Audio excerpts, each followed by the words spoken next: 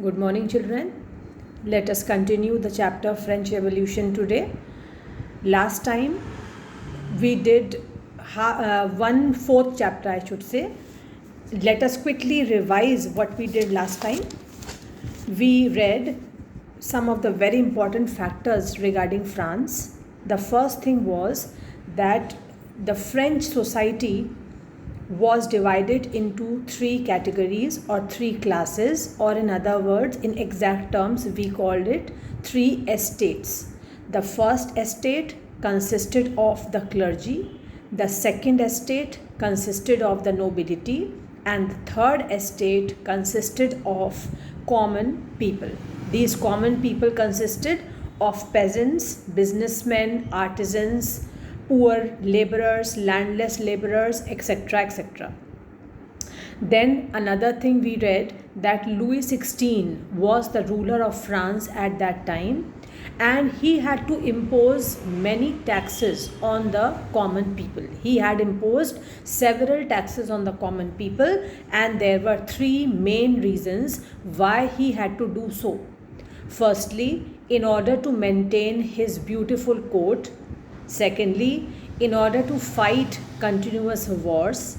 And thirdly, he had to repay the loans which he had taken from the state, and he had to return those loans along with interest. So the lenders who had given loans, they were asking for interest also along with their payment of the loan. So he had to impose several taxes, the money he was taking from the common people. Then another thing we read that the third estate was the most burdened class of people, because only the people in the third estate had to pay all the taxes. The clergy and the nobility were enjoying all other privileges in the state. Then we studied about two very important taxes. The names are tithe and taille. What was tithe? A tax levied by the church comprising 1/10 of the agricultural produce. Then what was taille? A direct tax to the state, the tax to be paid directly to the state. Now whenever I am saying state, I mean France. Then we read about another problem. Not only were the people suffering because of heavy taxes which they had to pay, there was one more problem in France at that time, and that was rapid increase in population. The population of France was increasing very rapidly, but with the same speed, the production of food grains was not increasing. The production of food grains could not match with the rising population. Moreover, the problems were aggravated, the problems became more serious because of drought and hail. These weather conditions worsened the harvest, destroyed the harvest, and this led to subsistence crisis. I told you what is subsistence crisis? When there is acute shortage of necessary things, those necessary things without which we cannot live, like food and water. Such a scarcity, such a situation of scarcity is called as subsistence crisis. Then we studied that although the people, the peasants and the workers, they had to suffer taxes, they had to suffer food scarcity, but it was not that they were quiet, they were not doing anything. They revolted, they struggled, but their struggles and revolts were short lived. That means they were only for a small span of time, small time. They did not last long. So later on, middle class emerged in the French society. This middle class consisted of merchants, traders, professors, lawyers, etc. These were educated people, and they believed that in the French society, the people should be given privileges not because he belongs to a noble family or he is a man of high birth, but privileges should be given according to his merit. If the person deserves, if the person is talented, if the person deserves a particular privilege in the society, he should be given. Otherwise, it should not be given just because a person belongs to a high class family. Further, we read last time that four important philosophers started a revolution. These philosophers were John Locke, Montesquieu, Voltaire, and Rousseau. These four philosophers started a revolution in France, and they emphasized on the concept of freedom and equal laws. They emphasized freedom and equal laws. They also emphasized equality of opportunity, and they were supported by a large number of people. Thousands and thousands of people in France who belong to the third estate, they joined hands with these four philosophers and they started a revolution, and finally the French Revolution started. The theories of these philosophers, the ideas of these philosophers were brought to the common people, were propagated among the common people through newspapers, books, magazines, etc. And when people came to know that Louis XVI is going to impose more taxes, he is going to burden the people by imposing more taxes, then they decided to start a protest. They decided that now they should revolt. The time has come when they must revolt against the atrocities of Louis XVI. Thus was started the French Revolution. So here we stopped last time. Now let us start a very important heading, the outbreak of the revolution. I am reading, and wherever explanation is required, I will keep doing so. The outbreak of the revolution. Louis XVI had to increase taxes for reasons you have learned in the previous section. How do you think he could have gone about doing this? In France, of the old regime, the monarch did not have the power to impose taxes according to his will alone. Rather, he had to call a meeting of the Estates General, which could then pass his proposals for new taxes. Now, a very important thing I have read just now, which I am repeating. In France, the monarch did not have the power to impose taxes according to his will alone. That means if he wanted to impose some taxes on the people, he could not impose the taxes only deciding things individually. He had to consult the Estates General also. Now, what was the Estates General? What is the meaning of this new term? Let us see. The Estates General was a political body to which the three estates sent their representatives. The Estates General was a political body to which the three estates, remember the three estates, the first estate consisting of the clergy, the second estate consisting of the nobility, and the third estate consisting of the common people. The Estates General was a political body to which the three estates sent their representatives.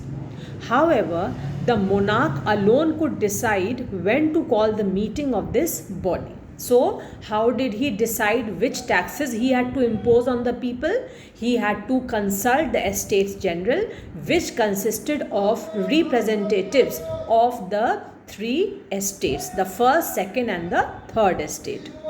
The monarch alone could decide when to call a meeting of this body. The last time it was done was in 1614. On May 5th, 1789, Louis XVI called together an assembly of the Estates General to pass proposals for new taxes. Please pay attention, children. These paragraphs are very important.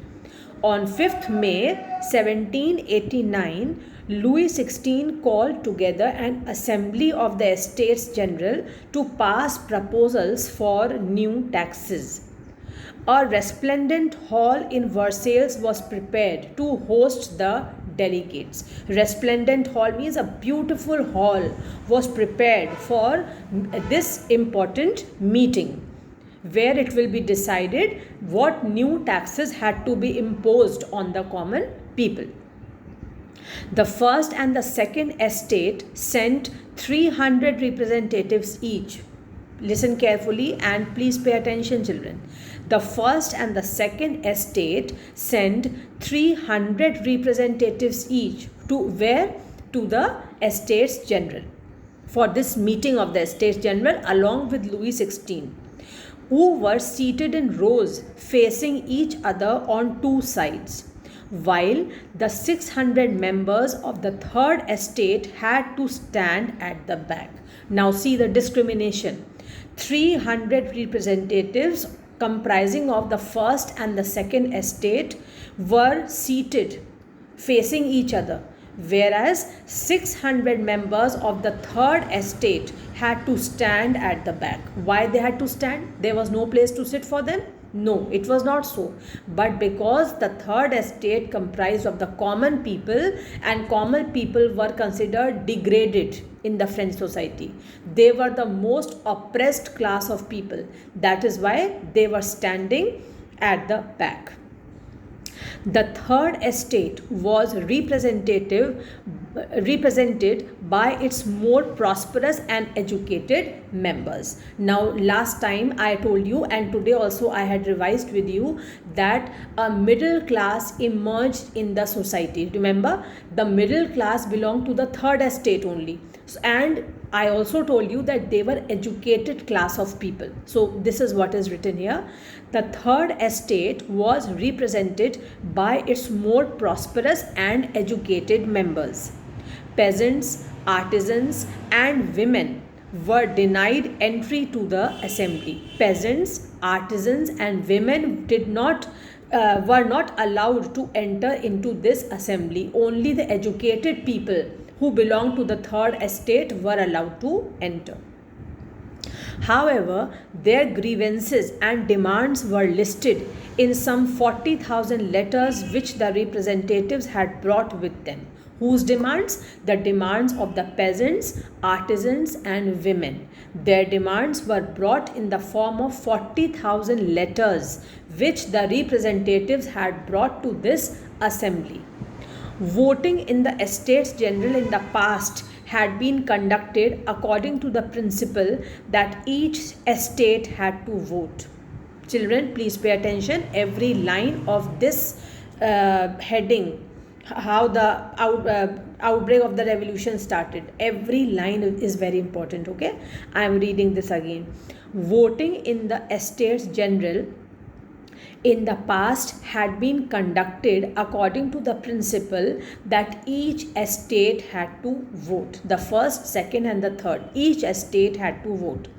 This time too, Louis XVI was determined to continue the same practice, that each estate had to vote.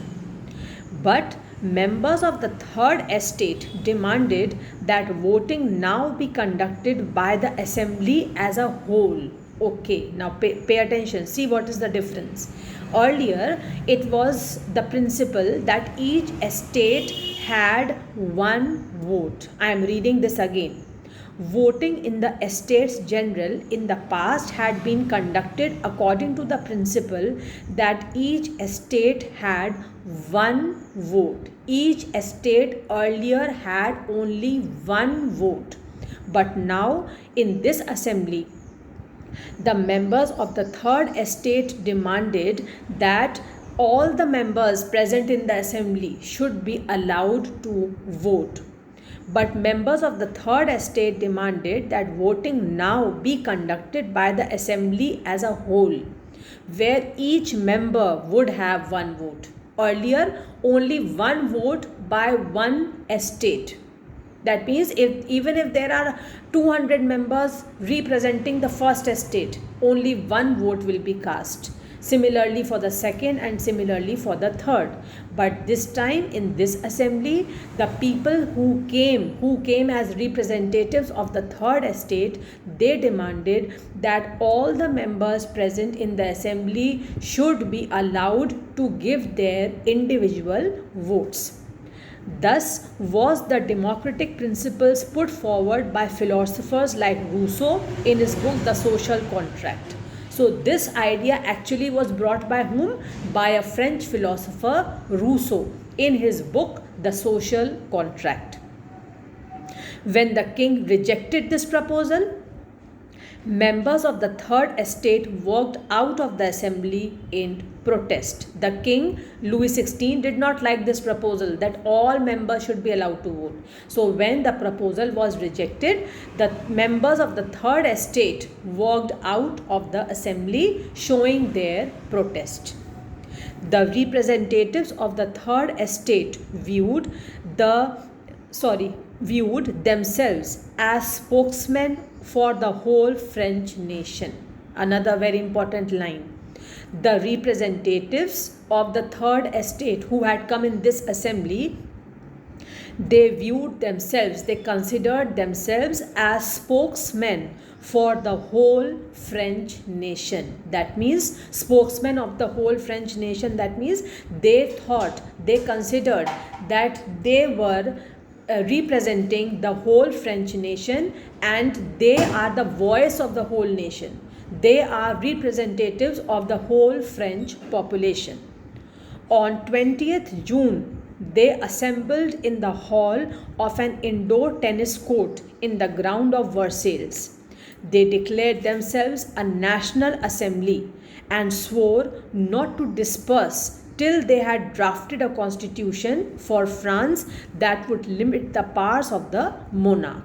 Now, when they were not allowed to vote, all members were not allowed to vote in this assembly, their protest kept on increasing, their anger kept on increasing. And what they did? On 20th June, they assembled in the hall of an indoor tennis court in the ground of Versailles. They declared themselves a national assembly. That means they made their own assembly and they declared themselves as a national assembly and swore, they promised not to disperse, not to leave that place till they had drafted a constitution for France that would limit the powers of the monarch. Now all the people, the common people, had gathered on this tennis court and they had made their own assembly, which was called the National Assembly, and they decided that they will not leave, they will not disperse until and unless the powers of the monarch were restricted. Because till now Louis XVI was enjoying unlimited powers. He was a monarch and he was enjoying unlimited powers. But now the people, the common people, the people of the Third Estate formed a National Assembly, and they said that they will not leave that place until and unless the powers of the monarch were limited. They were led by Mirabeau and Abbassies. These were you can say these were also a kind of revolutionaries. Mirabeau was born in a noble family, but was convinced of the need to do away with the society of feudal privilege. Although he was born in a noble family, in a high class family, but was convinced of the need to do away with a society of feudal privileges. That means he believed that the French society should be done away with those people who are enjoying all the privileges. Feudal privileges means privileges relating to land. They are landlords and they are enjoying all the privileges. So the people, these two people, Mirabeau and Abbassies, they believed that people should be given a concept of equality. Privileges should be removed, whether these are feudal privileges or any other kind of privilege in the French society.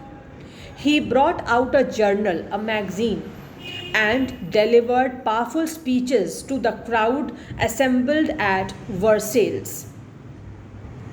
Abbassies, originally a priest, wrote an influential pamphlet called What is the Third Estate? So as you can see, as I just told you, that these two people were also kind of revolutionaries.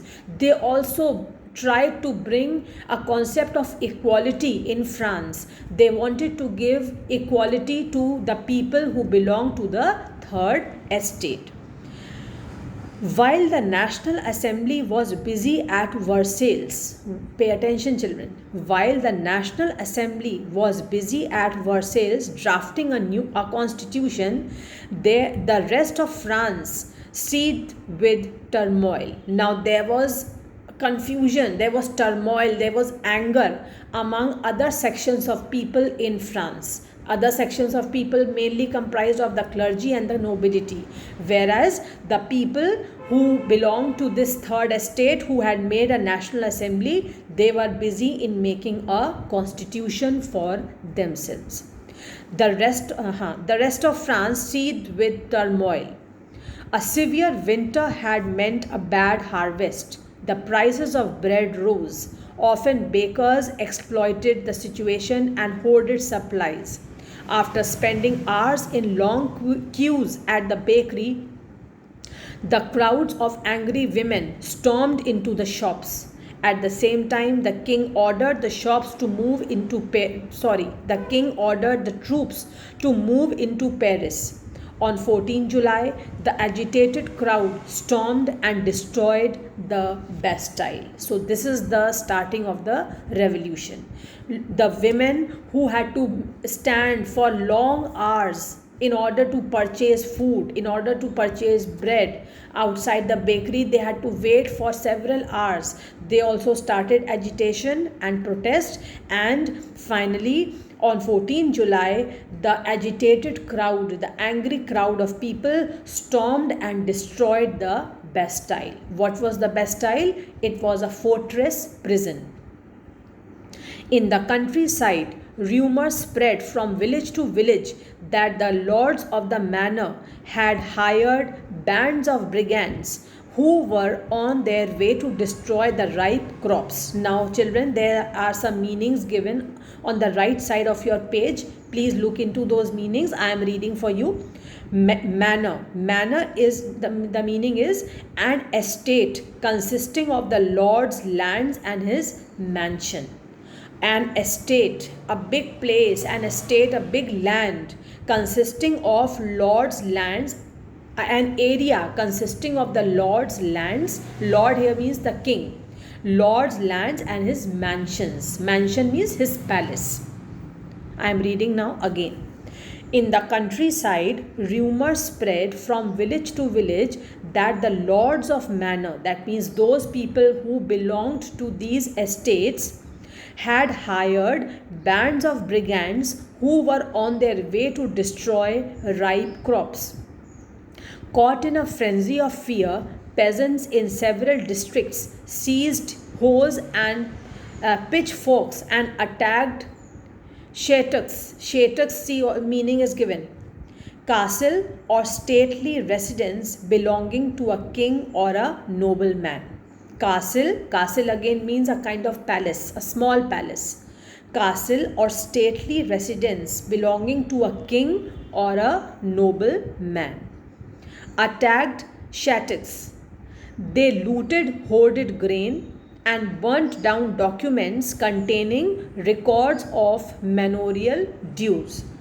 A large number of nobles fled from their homes, many of them migrating to neighboring countries. So what happened here? It was a rumor spread that lords of manor, the people who owned large estates, the lords of these places, the owners of these large estates, they had hired people who were destroying ripe crops. Then caught in a frenzy of fear, because of this rumor which was spread, there was fear among the people. The peasants in different districts seized hoes and pitchforks and attacked Shaitaks. They looted hoarded grain and burned down documents containing records of manorial dues. Who looted hoarded grains? The peasants. The peasants looted hoarded grains and they burned the documents containing the records of manorial dues. That means all those records which were related to land, which was related to estates, they were burnt. A large number of nobles fled from their homes, many of them migrating to new countries. Faced with the power of his revolting subjects, Louis XVI finally accorded recognition to the National Assembly and accepted the principle that his powers would from now on be checked by the Constitution. So now, when Louis XVI saw that the people are continuously revolting and this revolt is becoming more aggressive day by day, then finally he gave recognition to the National Assembly and accepted the principle that his powers now should be checked by the newly formed Constitution. On the night of 4th August 1789, the Assembly passed a decree. Decree is a law, officially declared law. Okay, decree is an official document which consists of some law, some declaration. On the night of 4th August 1789, the Assembly passed a decree abolishing the feudal system. That means, feudal system means the system of holding lands. The system of holding large pieces of lands was abolished. Assembly passed a decree abolishing the feudal system of obligations and taxes. Some taxes were also abolished. Members of the clergy too were forced to give up their privileges. Members of the clergy, remember, the clergy was the first estate. The members of the clergy too were forced to give up their privileges. They had to surrender their privileges. Tithes were abolished and lands owned by the church were confiscated. The lands owned by the church were taken away. They were confiscated by this newly formed constitution, by this newly formed National Assembly. Tithes were abolished and lands owned by the church were confiscated. As a result, the government acquired assets worth at least 2 billion livres. So this is how the revenue of the newly formed constitution kept on increasing. So we have read, children, today a very, very important part of the chapter, that is outbreak of the revolution. Please read each line of this heading, each paragraph of this heading very carefully once again, and wherever you feel that you are not understanding a particular line or a particular paragraph, just note it down somewhere so that when later on the school will reopen, you are most welcome to ask once again. Okay? Now, after this, after the National Assembly was given recognition by Louis XVI, after he recognized the newly framed constitution, France was now declared as constitutional monarchy.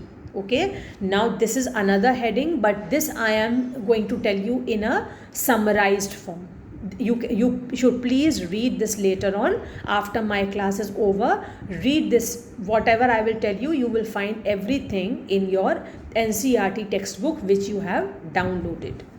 France becomes a constitutional monarchy.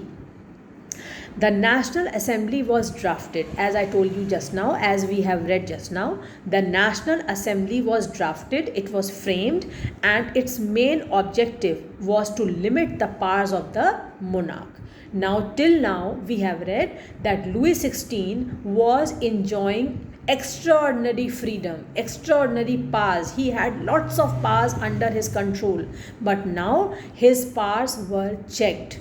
Because of this newly formed National Assembly, the powers of the monarch were limited now. This is a very important change which came under, you can say under this heading, France becomes a constitutional monarchy. What changes came? The first change was the powers of the monarch were now restricted. They were limited. Power was divided between legislature, executive and judiciary. Earlier, all powers rested in the hands of the king, Louis XVI, but now power was divided between three categories, or you can say into three divisions. The first was legislature, second executive, and the third judiciary. This made France a constitutional monarchy. So this division of power between the legislature, executive and the judiciary made France a constitutional monarchy. The constitution began with the declaration of the rights of man and citizen. Very, very important, children. Please read this later on, this paragraph specially under this heading. The constitution began with, that means the first work of the constitution was declaring the rights of man and citizens. Till now we have read that the people, the common people, were the worst sufferers in France. They had to pay so many oppressive taxes, they were burdened with high prices of bread, they were also facing the problem of subsistence crisis and many more problems. But now, with the forming of the National Assembly, with the forming of the new constitution, the first work which the constitution decided to do was to give rights to man, rights to all citizens. The constitution began with the declaration of rights of man and citizen, such as right to life. Everybody, every citizen was given right to life, right to freedom, freedom of speech, freedom of opinion. That means everybody could express themselves. Everybody was given freedom of speech, freedom of opinion. Everyone had the freedom now to express their opinions in public. Earlier, they were not given this right, especially the third estate. No question arose that the people will be given right to express themselves. But now, the third estate, the common people, were given all these freedoms. Equality before law. Earlier, we have seen there was no concept of equality. One very common example of inequality we saw when the members of the third estate, the representatives of the third estate had gathered in the assembly. They were not asked to sit, they had to stand at the back. So this shows inequality. They were treated as unequals. But now, equality before law, all men are equal. This concept was made popular. They were established as natural and inalienable rights. Which rights were taken as natural rights and inalienable rights? First, let me tell you what is the meaning of inalienable rights. Those rights which are given to every human being, every individual as a basic right, and nobody can take those rights from those human beings. Nobody can take those rights from people. Those rights are called inalienable rights. I am repeating, all those rights which have been given to all individuals,